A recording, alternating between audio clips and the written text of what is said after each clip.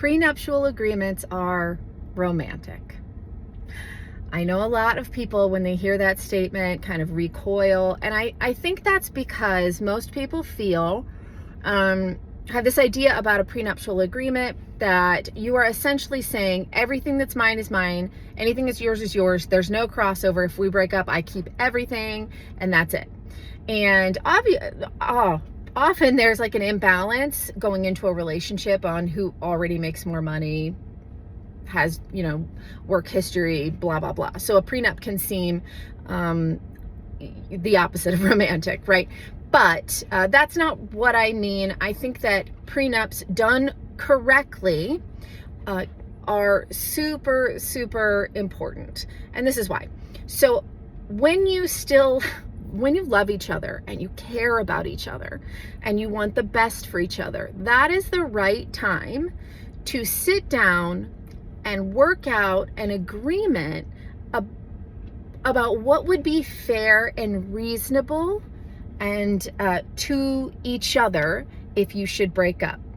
And so, no, I don't mean only what's mine is mine and what's yours is yours. A real agreement with a good lawyer, they will want to achieve this for you, right? So it's like, when you feel generous towards each other because you love each other, that's the time to make an agreement, not when you're breaking up and you hate each other. That's a terrible time to try to start working out what happens when you break up. And I think it can provide a lot of stability for both people to know that this plan is in place. Listen, marriage is like the most impactful and important business deal, business contract of your life. Nobody talks about this. We tell people, everybody's encouraged to get married, right? Like culturally, this is just built into our culture. Every movie, every TV show, everything is marriage, relationships and marriage. But when you get married, you are signing a legally binding contract. You're filing taxes, you're combining incomes, you've got property, life insurance, all of these things are now intertwined. You would never start a business with a business partner without a contract that you signed that said, what happens if the business doesn't work out? How do we work out conflict legally? All of those things.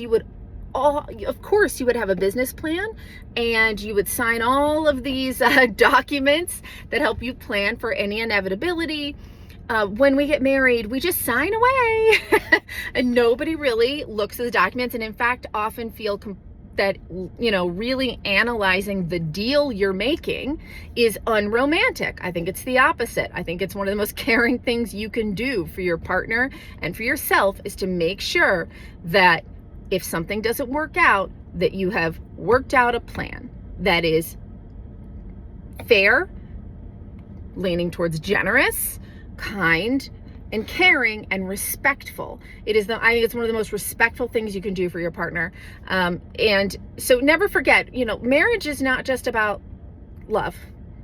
That's just like one piece of the puzzle, right?